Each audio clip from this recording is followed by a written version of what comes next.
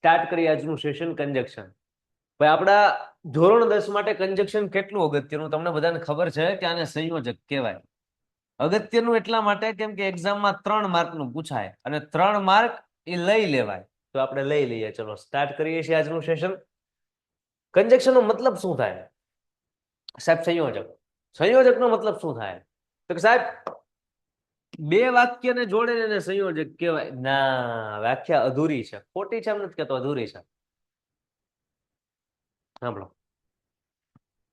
બે અથવા બે થી વધુ વાક્ય જોડે ને એને કંજક્શન કહેવાય. સાબિત કરું તમને, જો ધ્યાન આપો. હું આવું લખું ને અહીંયા કે Tapu and Goli plays cricket, તો મેં અહીંયા બે વાક્ય જોડ્યા. તમને ખબર પડે છે મેં કઈ રીતે જોડેલા છે? આ જ્યારે પ્રશ્ન હતો ને ત્યારે આ વાક્ય આવું હતું. કેવું હતું ખબર છે? Tapu plays cricket. અને એક વાક્ય હતું ગોલી પ્લેઝ ક્રિકેટ. મતલબ ટપુ ક્રિકેટ રમે, ગોલી ક્રિકેટ રમે. ટપુ ગોલી બંને ક્રિકેટ રમે. સો આ બે વાક્યને અલગ અલગ ન લખવા હોય. બે જણા ટપુ ને ગોલી ક્રિકેટ જ રમે છે, ક્રિકેટ જ રમે છે. સો પછી એક વાક્યમાં લખવું હોય તો સાહેબ વાક્ય નાનું કરી નાખો ને કે Tapu and Goli plays cricket. તો અહીંયા વચ્ચે એન્ડ મૂકવાથી શું થયું? બે વાક્યનું એક વાક્ય થઈ ગયું. સમજાય? તો સંયોજકનું કામ છે કે વાક્ય જે મોટા મોટા બે હોય એને નાનું બનાવવું અને પાછો અર્થ સેમ રહેવો જોઈએ, મિનિંગ ના બદલાવો જોઈએ. બીજી વસ્તુ કે આ તો સાહેબ તમે બે વાક્ય જોડ્યા તો તમે આ સાબિત કરી દીધું બે વાક્ય જોડવા માટે કંજક્શન વપરાય, સંયોજક વપરાય. આ શું કહેતા હતા? બે કરતા વધારે વાક્ય, એ સાબિત કરો. હાલો લ્યો સાબિત કરું. Tapu plays cricket, Goli plays cricket. જે અહીંયા આગળ લખ્યું હોય સોનુ પ્લેઝ ક્રિકેટ, પછી આગળ લખ્યું હોય કે પિંકુ પ્લેઝ ક્રિકેટ. આવા 4 વાક્ય છે. તો ચારેય વાક્યને એક વાક્યમાં કઈ રીતે બનાવી ગઈ ખબર છે? જોજો. ટપુ, પછી કોણ છે? ગોલી, પછી કોણ છે? સોનુ. ટપુ, ગોલી, સોનુ એન્ડ પિંકુ. એન્ડ પિંકુ. પછી અહીંયા હવે કઈ રીતનું થશે? Tapu, Goli, Sonu and Pinku play cricket. Play cricket. બરાબર. અહીંયા બી એસ નહીં આવે, ખાલી પ્લે આવશે. શું આવશે? પ્લે. એસ નીકળી જાય અને અહીંયા પણ એસ નીકળી જાય. અહીંયા બધામાં એસ આવે. એ સમજાવું પછી સમજાવું, પણ પેલા આટલું સમજો. આ 4 વાક્ય હતા ટપુ, ગોલી, સોનુ, પિંકુ, ચારેયને એક કંજક્શન થી મેં જોડ દીધા કે ન જોડ દીધા? વાક્યનો મતલબ પણ સેમ રહ્યો. આમાં બી કહેતા હતા, આમાં પણ એ જ કહો છો. તો અહીંયા સાબિત થયું કે ન થયું કે બે કરતા વધુ વાક્ય છે? 4 વાક્યને જોડે 10 વાક્યને પણ જોડી શકાય. ટપુ, ગોલી, સોનુ, પિંકુ, ભીડે, અબ્દુલ, સોઢી, માધવી, જેઠાલાલ, ચંપક ચાચા, આ બધા એન્ડ કોણ રહ્યું? બાઘા પ્લે ક્રિકેટ. સમજાય? ગમે એટલા વાક્ય તમે જોડી શકો. સો કંજક્શન નું કામ માત્ર બે વાક્ય જોડવા નથી, બે અથવા બે થી વધુ વાક્ય જોડવાનું કામ કરે એને કહેવાય સંયોજક. ચલો પેલા આ કોન્સેપ્ટ સમજાણો કે ના સમજાણો, પછી એસઈએસ વાળું સમજાવું. અહીંયા સુધી મગજમાં ઉતર્યું કે બે વાક્ય નહીં સાહેબ, બે વાક્ય છે ને બે કરતા વધુ વાક્ય છે. ક્લિયર?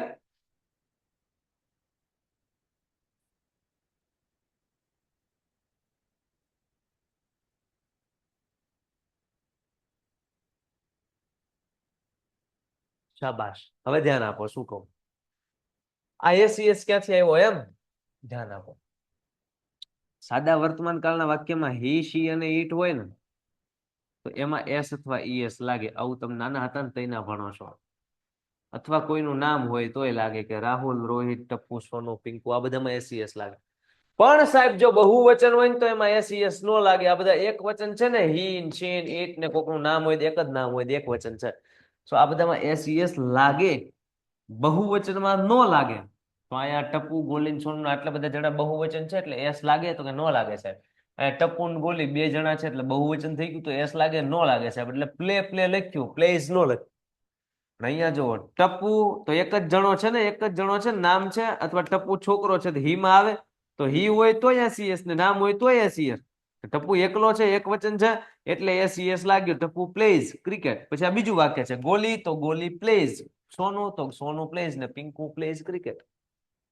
ચલો હવે આખી સ્લાઇડમાં જેટલું સમજાયું બધું સમજાઈ ગયું હોય, એસઈએસ ને કંજક્શનની વ્યાખ્યા અને કંજક્શનના એક્ઝામ્પલને તમને કમેન્ટમાં એકવાર જણાવી દો. પછી આપણે લાઈન બાય લાઈન એક પછી એક કંજક્શન છે આપણા સિલેબસના મસ્ત મજાના શીખીએ. ક્લિયર છે કે નહીં અહીંયા સુધી? મોજ?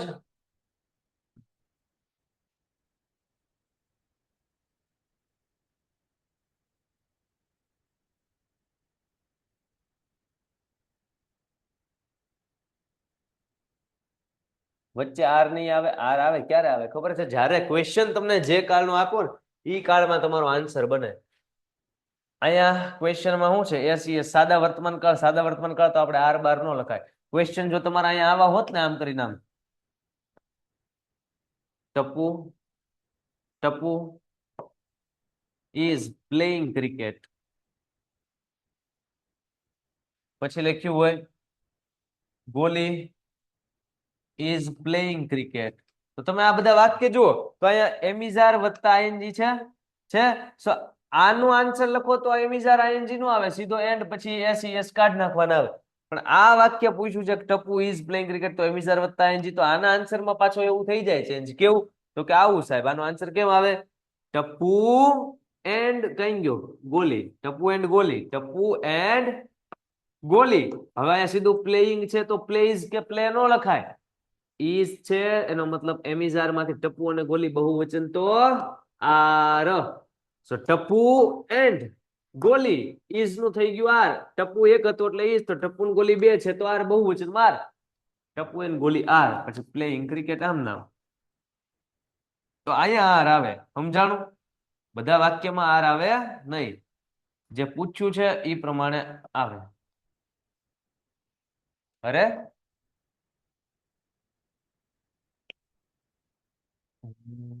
Okay nice. ટી લખાતો જ નહોતો, લખાતો જ નહોતો. ચલો સો બસ આ રીતના. ચલો ભાઈ આ એક નવો કોન્સેપ્ટ તમને આપી દીધો. આ સમજાણો કે ન સમજાણો? આ બંને અલગ છે હે ને? રેડી? ઓકે જી ચલા આગે बढ़ते हैं.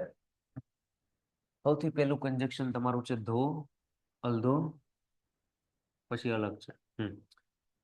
ધો અને અલધો ના બધા મતલબ હારવાર બુક અને પેન રાખો. પેલા મને ફોટો મોકલો તો કેટલા સ્ટુડન્ટ બુક અને પેન લઈને બેઠા છે. ફોટો મોકલો તો કમેન્ટમાં. બુક અને પેન લઈને કેટલા બેઠા છે? કેમ કે હારવાર લખવાનું હોય ને.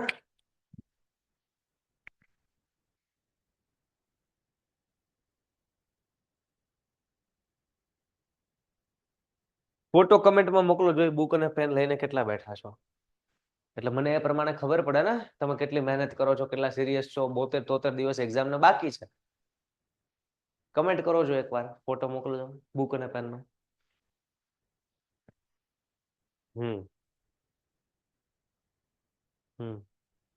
હાલો હાલો બાકી ના મોકલો, ધીરે ધીરે બધા મોકલો. હાલો બુક અને પેન ના લીધી હોય તો ફટાફટ લેવો અને પછી બેસો, પછી ભણો. મહેનત કરવાની છે. જો ભાઈ બેચ તમે પરચેસ કરી લીધી, ખરીદી ને ત્યારે તમારે પ્રોમિસ કરેલું છે કે તમારી હારવાર હાથ પકડીને મહેનત કરાવશું.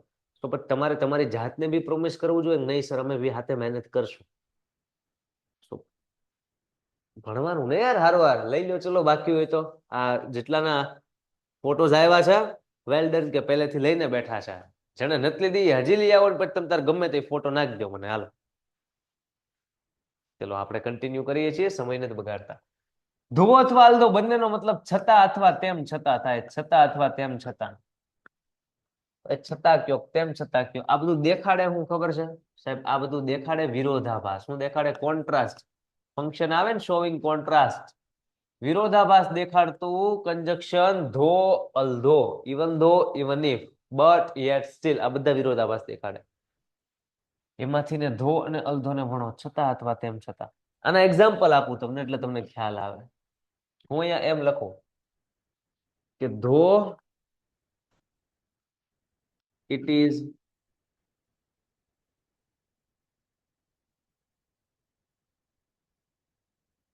ધો ઇટ ઇઝ રેનિંગ હેવીલી, ભારે વરસાદ પડવા છતાં પણ.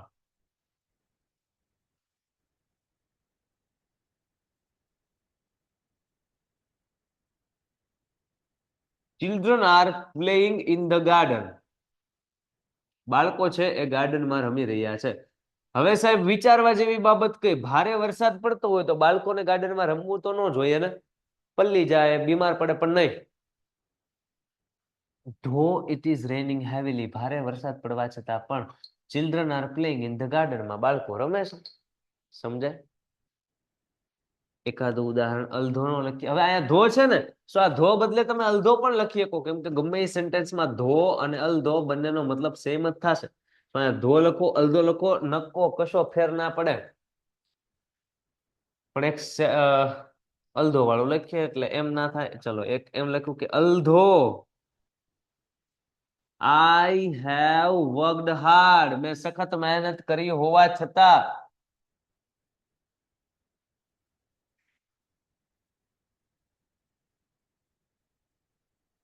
I failed in the exam. Although I have worked hard, મેં સખત મહેનત કરેલી હોવા છતાં I failed in the exam માં હું કે ફેલ થયો. તો અહીંયા વિરોધાભાસ બંને વાક્યમાં, આમાં હતો ને આમાં હતો. હવે અહીંયા અલધો છે ને બદલે તમારે ધો લખવું હોય તો ધો લખો, કોઈ કઈ ના પાડે. શું કામ ના પાડે? ના જ ન પાડે. રેડી? હવે આમાં સમજવા જેવી વાત કઈ, તમારે વાક્યને બીજી રીતના લખવા હોય ને તો યુ કેન રાઇટ ઇટ, તમે એને લખી શકો. બતાવ કે છે એ છે, દેખો. આ પેલું વાક્ય છે ને, ધો ઇટ ઇઝ રેનિંગ હેવીલી, એને તમારે આ પેલા વાક્યને બનાવી દેવાનું બીજું વાક્ય, મતલબ આ જે બીજું વાક્ય છે એની જગ્યાએ. હું બોલો છો આમ, ધો it is raining heavily children are playing in the garden, એકવાર સેન્ટેન્સ આમ લખાય કે પેલું વાક્ય પછી બીજું વાક્ય. બીજી રીતના આમ લખાય, children are playing in the garden ધો ઇટ ઇઝ રેનિંગ હેવીલી. સમજાય?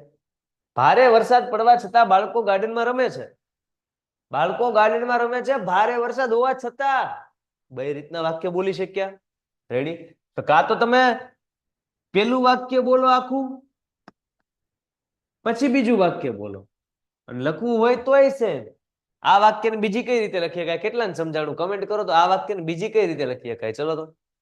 although I have worked hard I failed in the exam, અને બીજી કઈ રીતે લખી શકાય? આખું સેન્ટેન્સ લખો તો મને ખ્યાલ આવે, કેટલાને સમજાણું. આ વાક્યને બીજી કઈ રીતે લખી શકાય?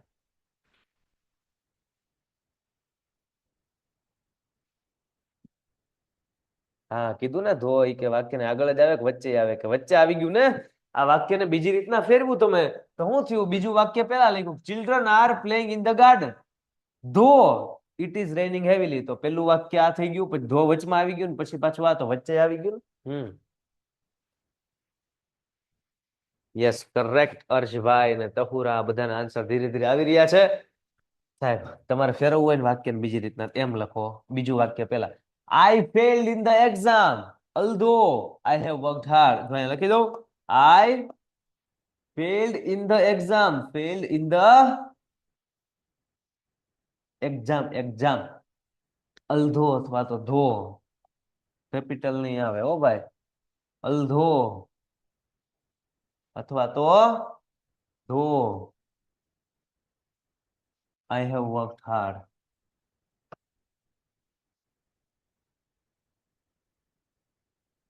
તો સમજાણું? તમે આન્સર તમારો આ રીતે લખો, ચાહે આ રીતે, આ બી સાચો છે અને આ બી સાચો છે. બેન છે. ચલો, ધો અલધો ક્લિયર થતું હોય તો આપણે નેક્સ્ટ આગળ વધીએ. Okay Rudrabhai, okay. એક જ વાર કમેન્ટ કરશો તો બી તમારો આન્સર સમજાઈ જશે. 5 વાર આન્સર આપવાની જરૂર નથી, એનાથી બીજાની કમેન્ટ છે ને એ ઉપર વહી જાય, એવું થાય. કરીએ કન્ટિન્યુ આગળ. હા, બટ નહીં, હજી ભણવાનું બાકી છે. તમે ભણો ને અહીંયા બટ યટ ને સ્ટીલ, પછી કહું સાહેબ આમાં બટ ક્યાં હાલે ને યટ ક્યાં હાલે ને ધો ક્યાં હાલે ને બધું કહું. હવે આપણે એ જ ભણવાના છીએ. પણ પેલા આ જેટલું સમજાવ્યું એટલું સમજાણું કે નહીં એમ વાત છે, કેમ કે આમાં તો બધું ભેગું થાય ને. પેલા જ કીધું ને, વિરોધાભાસ દેખાડતા તો બટ યટ સ્ટીલ ધોલ દો ઇવન દો ઇવન ઇફ હાવે વરેસ, આ બધા વિરોધાભાસ દેખાડે. બધા પેલા વિરોધાભાસ વાળા જ લીધેલા છે. આ બે વિરોધાભાસ તો બટ યટ ને સ્ટીલ એ વિરોધાભાસ દેખાડે, પણ એ થોડોક ફેર છે. એ આપણે સમજતા સમજતા સમજી જશું. આ બી વિરોધાભાસ દેખાડે સાહેબ. હા સાહેબ, વિરોધાભાસ. બટ નો મતલબ તમને ખબર છે કે સાહેબ પણ થાય. યેટ નો મતલબ ખબર છે છતાં થાય, અને સ્ટીલ નો મતલબ ખબર છે કે એમ છતાં અથવા છતાં. તો બધું ટૂંકમાં છતાં છતાં પણ ને એમને ટૂંકમાં વિરોધાભાસ દેખાડે. આમ થયું તોય આમ થયું, આમ ન થયું તોય આમ થયું એવું. સાંભળો, એક વાક્ય હું લખું, ધ્યાનથી ઉસકો દેખો. હું એમ કહું કે હી રેન વેરી ફાસ્ટ. બહુ ઝડપથી દોડ્યો સાહેબ, બહુ ફૂલ સ્પીડમાં કરતો દોડ્યો. He ran very fast, but પણ હી લોસ્ટ ધ રેસ. એ રેસ હારી ગયો. તમે ધ્યાનથી વાક્ય જોવો ને તમને લાગતું હોય કે આ જે વાક્ય છે એ બહુ ઝડપથી દોડ્યો, પણ સાહેબ રેસ હારી ગયો. આમાં વિરોધાભાસ છે તો કમેન્ટમાં યસ લખો. આમાં વિરોધાભાસ છે કે નહીં વિચારો, પેલા વિચારો પછી યસ લખો. આમાં વિરોધાભાસ છે આ બંને સેન્ટેન્સમાં કઈ?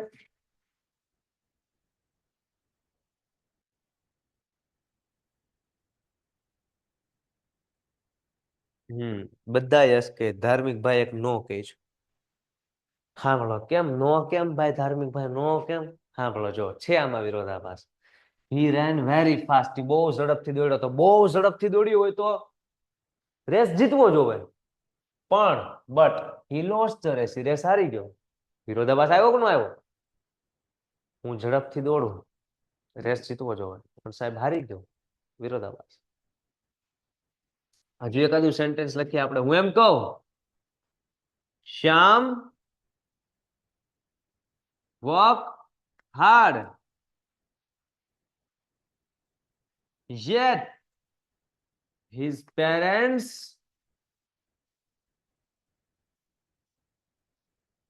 scolded him. સ્કોલ્ડ નો મતલબ ખીજાવવું થાય. હું થાય ખીજાવવું, ખીજાવવું. કોકને આપણે ખીજાઈએ ને તો ખીજાવવાનું સ્કોલ્ડ કહેવાય. શ્યામ વર્કડ હાર્ડ. શ્યામે સખત મહેનત કરી યાર. શ્યામ વર્કડ હાર્ડ, છતાં yet his parents scolded him. એના પેરેન્ટ્સે વાલી અને ખીજાણા. સામે બહુ મહેનત કરી તોય સાહેબ એને ખીજાણા. આમાં વિરોધાભાસ છે કે નથી? કમેન્ટ કરો. છે? Yes.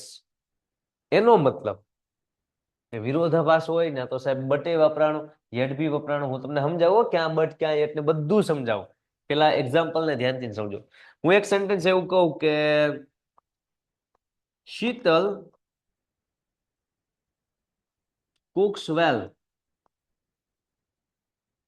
still her mother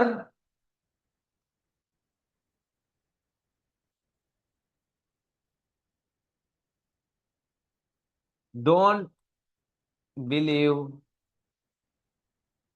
her. એના મમ્મી એમ ન માને.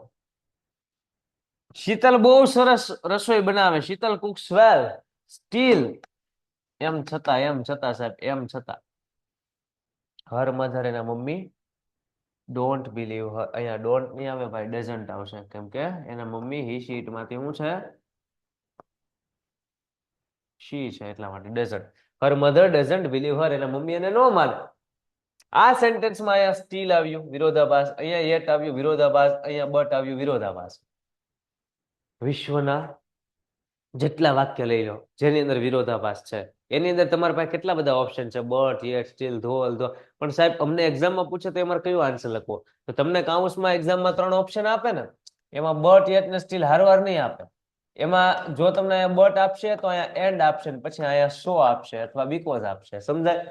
તો તમને વિરોધાભાસ ફીલ થાય તો એન્ડ એટલે અને થાય, સો એટલે તેથી થાય, અને બટ એટલે હા સાહેબ વિરોધાભાસ દેખાડે. કેમ કે એટલે પણ થાય, આમ થયું પણ આમ થયું, તો તમારા આન્સર બટ ટીક કરવાનો. એક હારવાર ઓપ્શન આપશે નહીં. એમ છતાં હું તમને સેટ જે ફેર છે ને એ તમને ક્લિયર કરી દઉં. સાંભળજો. આ બટ એટલે હળવો વિરોધાભાસ, યેટ એટલે એના કરતા ભારે વિરોધાભાસ, અને સ્ટીલ એટલે સૌથી ભારે વિરોધાભાસ. આ બટ યે સ્ટીલ ની કહાની તમને દોરી દીધી. આયા મેં લાઈનમાં એટલા માટે જ લખ્યા છે કે એક હારવાર યાદ રહી જાય. ખબર કેમ પડે સાહેબ કયા વાક્યમાં ભારે ને કયા વાક્યમાં હળવો વિરોધાભાસ છે? નોર્મલી યાદ રાખી લ્યો. બાકી એક્ઝામમાં તમને 3 ઓપ્શન છે એ નહીં આપે એક હારવાર. સાહેબ ધો ને અલ્ધોમાં એમાં કાંઈ ફેર નહીં. ધો ને અલ્ધો બે same to same, same to same. સમજાય? સો આ રીતના આ વસ્તુને આપણે અલગ પાડી શકીએ. બટ યે સ્ટીલ ધો અને અલ્દો 5 કન્જક્શન આપણે અત્યાર સુધીમાં ભણ્યા. ચલો અહીંયા સુધીની ક્લિયર થાય છે તો છઠ્ઠા કન્જક્શનમાં આપણે આગળ વધીએ. ક્લિયર છે? હા આમાં બી દો હાલે, હું લેવાનું ધો નો હાલે, જ્યાં આ છે ને ધો મૂકી દો. કઈ ગયું? He ran very fast, he lost the race. તો આમાં ધો તમારે સ્ટાર્ટિંગમાં મૂકવાનું. કેમ મૂકવાનું? અહીંયા. ધો હી રેન વેરી ફાસ્ટ, ઝડપથી દોડ્યા હોવા છતાં હી લોસ્ટ ધ રેસ, ઈ રેસ હારી ગયો. અને ધો વચ્ચે રાખવું છે, અલધો વચ્ચે રાખવું તો અહીંયા મૂકી દો, વાક્ય બદલી નાખો. હી લોસ્ટ ધ રેસ, ધો અલધો હી રેન વેરી ફાસ્ટ. વાક્ય તો એમ બી બને. મૂળ તો વિરોધાભાસ દેખાડવો છે, એ તો આ દેખાડે. વાત તો સાચી. અહીંયા શું હતું? હી. ઓકે, ચલો આગળ વધીએ. ઇફ અને અનલેસ સમજીએ. ડન છે? ગઈકાલના મેગા સેશનમાં તમારામાંથી કેટલા સ્ટુડન્ટ હતા? જે હોય એ લોકો જય હિન્દ લખો. એકવાર કેટલા સ્ટુડન્ટ ગઈકાલના મેગા સેશનમાં હતા?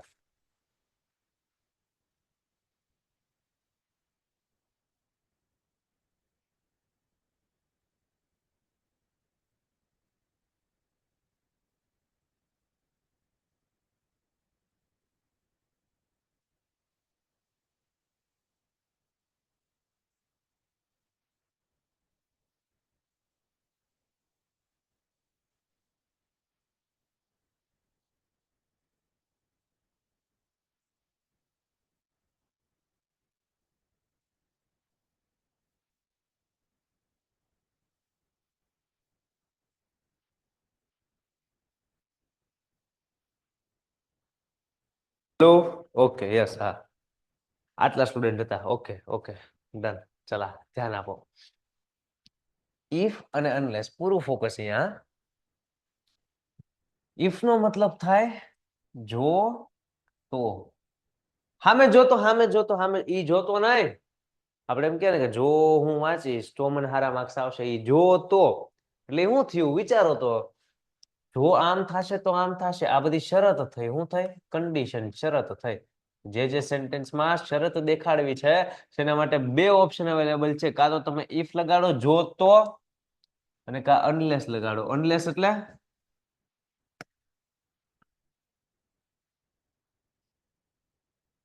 જો નહીં તો નહીં.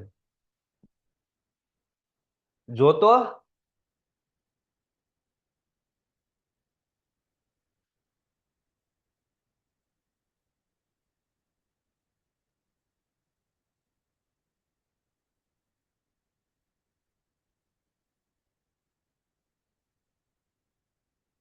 સમજાય આ વસ્તુ? અનલેસ નો મતલબ શું થાય? ઇફ વત્તા નોટ. મતલબ નેગેટિવ ઇફ હોય ને, આ ઇફ એટલે જો તો નેગેટિવ ઇફ એટલે જો નહીં તો નહીં. જો નહીં તો નહીં થઈ ગયું તો નેગેટિવ ઇફ. આ નેગેટિવ ઇફ એને અનલેસ કહેવાય કે ન કહેવાય? સમજાય વાત? આ સમજાણું કે ના સમજાણું? એક વાર બીજી વાર સમજાવું. ઇફ એટલે તો જો તો, અનલેસ એટલે જો નહીં તો નહીં. તો જો નહીં તો નહીં એટલે આ જો તો, અને આ નહીં તો જો નહીં તો નહીં. એટલે ઇફ વત્તા નોટ એટલે અનલેસ. ક્લિયર? રેકોર્ડેડ લેક્ચર જલ્દી અપલોડ કરી દેશું. યસ.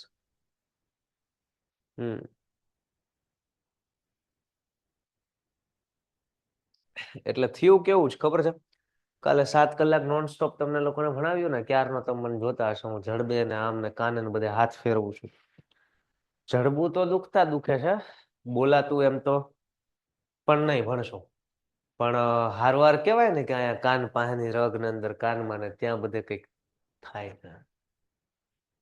તાવ કે શરદી કાંઈ ના હોત ને તો આ બધી વસ્તુ કાંઈ ન નડે. આપણે મતલબ આવા દર વર્ષે સેશન, મેગા સેશન નહીં પણ બોર્ડના દિવસો હોય ને એક્ઝામ, ત્યારે આખા આખા દિવસ, એક દિવસ નહીં 3-3 દિવસ કન્ટિન્યુઅસ આમ 7-8 કલાક છે આપણે ભણાવતા હોઈએ. પણ આ શરદી ને એ હોય ને એટલે એક તો કાનમાં નાકમાં બધે કેવડાવે એટલા માટે. But it's okay. હું એટલા માટે ધીરે બોલું છું આજે. ઇફ અને અનલેસ શરત દેખાડે. સાહેબ સેન્ટેન્સ એકાદું આપો તો અહીંયા હું તમારા માટે સેન્ટેન્સ લખું. If I worked hard, if I worked hard, જો હું સખત મહેનત કરીશ, આઈ વિલ ગેટ ગુડ રિઝલ્ટ, તો મારું રિઝલ્ટ બને સારું મળશે ગુડ રિઝલ્ટ. બેન વાત સાચી કે નો સાચી? કે સાહેબ જો ઇફ આઈ વર્કડ હાર્ડ, જો હું સખત મહેનત કરીશ, આઈ વિલ ગેટ ગુડ રિઝલ્ટ, તો હું સારું રિઝલ્ટ પામીશ. શરત આવી? યસ સર, શરત આવી. ચલા, અનલેસ એટલે નેગેટિવ સેન્ટેન્સ. અનલેસ આઈ વર્કડ હાર્ડ, જો હું સખત મહેનત નહીં કરું, I will get, I have worked hard, I will get bad result. તો મને બેડ રિઝલ્ટ મળશે. વાત તો સીધી છે. મહેનત કરશું તો સારું રિઝલ્ટ, મહેનત નહીં કરીએ તો ખરાબ રિઝલ્ટ. સો ઇફ અને અનલેસ ના સેન્ટેન્સ ને આપણે આ રીતના ડિવાઈડ કરીએ કે ઇફ આઈ વર્કડ હાર્ડ, કે જો હું સખત મહેનત કરીશ તો I will get good result, તો મારું રિઝલ્ટ સારું આવશે. અને અનલેસ આઈ વર્કડ હાર્ડ, જો સખત મહેનત નહીં કરું તો I will get bad result, તો મને ખરાબ રિઝલ્ટ મળશે. એક સેન્ટેન્સ હજુ લખું, ધ્યાન આપો. ઇફ રોહન પ્લેઝ વેલ, આપણે સચિન કે વિરાટ લખીએ એટલે તમે હટ સમજો. If Virat plays well, India win the match. અને એક અનલેસ નું લખું. હું આ બધું લખું ને દરમિયાન તમારે સાંભળવાના, સમજવાના, વાક્યને વિચારવાના, શું લખ્યા છે અને ઇફ ને અનલેસ નો ઉપયોગ કઈ રીતે થાય જોવાનું બધું. હું એક સેન્ટેન્સ લખતો હોય ત્યારે તમારે ખાલી ઈ જ સેન્ટેન્સ ઉપર ધ્યાન હોય એવું નહીં, એની ઉપર તો ધ્યાન હોય જ છે, પણ હું લખું એટલે તરત સમજાય જાય, એટલે પછી પાછી આ બધી વસ્તુ જોવાની. અચ્છા આમાં ઇફ નો આમ, અચ્છા અહીંયા અનલેસ છે તો એનો આમ યુઝ, ઇફ નો અહીંયા આમ યુઝ, આમાં સાહેબ ઇફ કર્યું તો કે શરત આવી કે વિરાટ હરખું રમશે તો ભારત મેચ જીતે, એમ વિચારવાનું. સમજાય? દરેક સબ્જેક્ટમાં આવું કરવાનું. હજી એકાદું અનલેસ વાળું લખું. અનલેસ શ્યામ રન્સ ફાસ્ટ, જ્યાં સુધી શ્યામ ફાસ્ટ નહીં દોડે તો શું થાય? હી લોસ, ઈ હારી જશે. હી લૂઝ ધ રેસ, તો એ રેસ હારી જશે. ચારેય વાક્યમાં તમે ધ્યાન આપ્યું હોય ને વ્યવસ્થિત, તો તમારા ધ્યાનમાં એક બાબત આવશે કે નહીં સાહેબ, ચારે ચાર વાક્યમાં અહીંયા ઇફ, અહીંયા અનલેસ, અહીંયા ઇફ ને અહીંયા અનલેસ, ચારેયમાં શું દેખાડે છે? કન્ડિશન દેખાડે. શરત એટલે શું થાય? તો તમને કોઈ પૂછે કે કન્ડિશન દેખાડતા કન્જક્શન કયા, તો કહી દેવાનું ઇફ અને અનલેસ શરત દેખાડે, કન્ડિશન દેખાડે. વિરોધાભાસ દેખાડતા કન્જક્શન કયા, તો કહેવાનું બટ યેટ સ્ટીલ, ધો અલ્ધો, ઇવન ધો, હાવેવર એઝ, આ બધા વિરોધાભાસ દેખાડે. ચલો પેલા મને કયો, ઇફ અને અનલેસ ક્લિયર છે? તો પછી આપણે આગળના કન્જક્શન તરફ આગળ વધીએ. અહીંયા સુધી ક્લિયર છે કે નથી? સમજાય છે?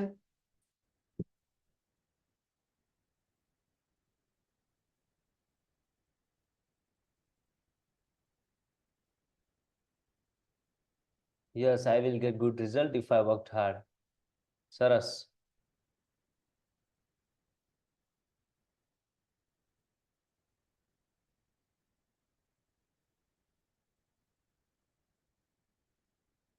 ચલો વધીએ આગળ. જો નેક્સ્ટ કન્જક્શન જે છે વેન અને વાઇલ, બહુ મસ્ત મજાના બંને કન્જક્શન જે છે ને સમય દેખાડે. વેન સમય, વાઇલ ઈ બી સમય, બે સમય દેખાડે. ટાઈમ. તો સાહેબ બે માં ફેર હું? બે નો ફેર તમને એક ઘાયે સમજાઈ જાય, જોજો હમણાં. અહીંયા એક સેન્ટેન્સ વેન નું લખું, અહીંયા એક સેન્ટેન્સ વાઇલ નું લખું, બે વાક્યમાં તમને ફેર સમજાઈ જાય કે વેન ક્યારે વાપરવાનો અને વાઇલ ક્યારે વાપરવાનો, ભલે બે સમય દેખાડતા હોય. પેલું સેન્ટેન્સ એમ છે, હી કમ્સ, હી કેમ લખવું, he came here when I wake up. હું જ્યારે જાગ્યો ત્યારે ભૂતકાળ છે એટલે આપણે લખશું woke up. હું જ્યારે જાગ્યો ત્યારે અહીંયા આવ્યો, તો સમય તો દેખાડ્યો કે ક્યારે આવ્યો, તો હું જાગ્યો ત્યારે આવ્યો, તો સમય દેખાડ્યો. Yes sir. અને અહીંયા લખું હી કેમ હિયર વાઇલ, અહીંયા જો વાઇલ આવ્યું, અહીંયા વેન હતું, અહીંયા વાઇલ છે. While I was playing. ચલા, બંને सेंटेंस ने ध्यान थी देखो, फिर सोचो कि कब वेन आएगा, कब वाइल आएगा. आपको इधर से कुछ हिंट मिलेंगी, मिलेंगी, मिलेंगी, हिंट मिलेंगी. विचारो तो विचारो. હવે વિચારવાનું હું, મેં તો ઈશારો કરી દીધો. હે ભાઈ, કયો? ચલો,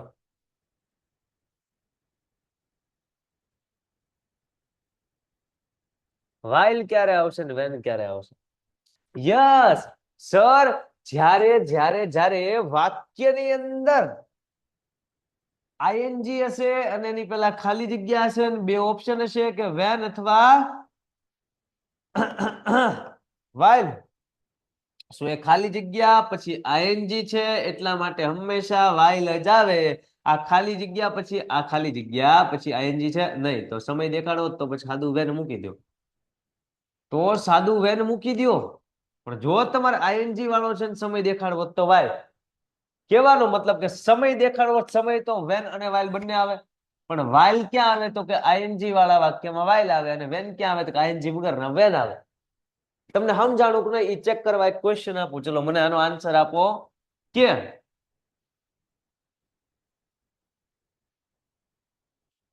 શ્યામ પ્લેડ ક્રિકેટ, ખાલી જગ્યા, his teacher was teaching. Shyam cricket રમી રહ્યો હતો જ્યારે એના સાહેબ ભણાવી રહ્યા હતા. આનો આન્સર કમેન્ટમાં આપો. ચલો,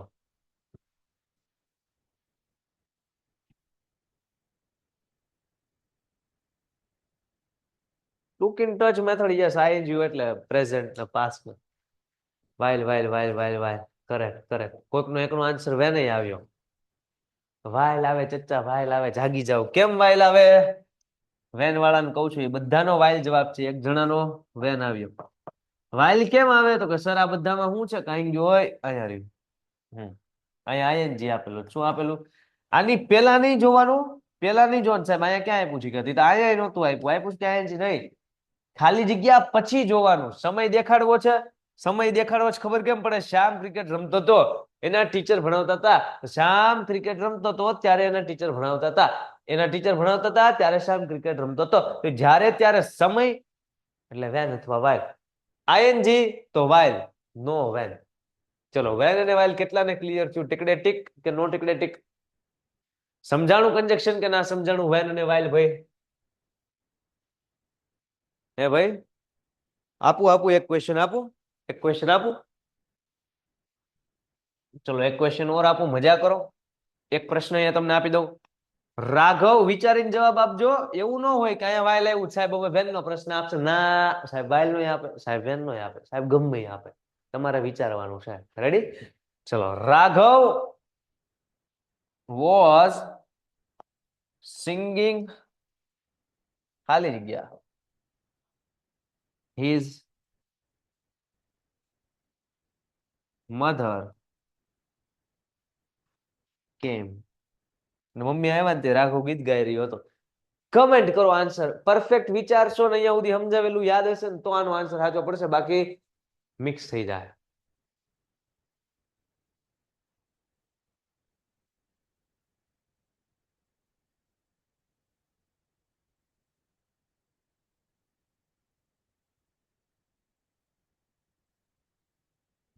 સરસ ભાઈ. હાલો, બાકીના બધા આન્સર આપો. ખૂબ સરસ ધાર્મિક ભાઈ. બધાના આન્સર વાઇલ આવે છે, એક જણાનો આન્સર બધાના આન્સર વેન આવે છે, એક જણાનો આન્સર વાઇલ આવ્યો. સાચો આન્સર તમારો આનો શું છે? વેન. વાઇલ નો આવે. કેમ સાહેબ વેન? કેમ વાઇલ નો આવે? સમજાવો, સમજાવું. જો પેલા આન્સર લખ નાખું કે વેન, ખાલી જગ્યા પછી આઈએનજી આપ્યો છે કે આઈએનજી આપ્યો છે? કે ખાલી જગ્યા પછી જોવાનું. આઈએનજી આપ્યો નહીં તો આઈએનજી નો હોય તો વેન આવે. આઈએનજી હોય તો જ વાઇલ આવે. સાહેબ આઈએનજી તો આપ્યો છે. ઈ તો કહું ક્યારનો. ખાલી જગ્યા પેલા જોવાનું, ખાલી જગ્યા પછી જોવાનું. સમજાય? તો આ આઈએનજી એના હિસાબે વાઇલ ના, આની પછી આઈએનજી છે ના, તો અહીંયા વાઇલ આવે નહીં, તો વેન આવે. સમજાય? તો બધાના હાચા જ છે, કોઈ એક સ્ટુડન્ટે ખાલી વાઇલ લખ્યું હતું એના માટે હતું આ, કે ભાઈ એને સમજાઈ જાય.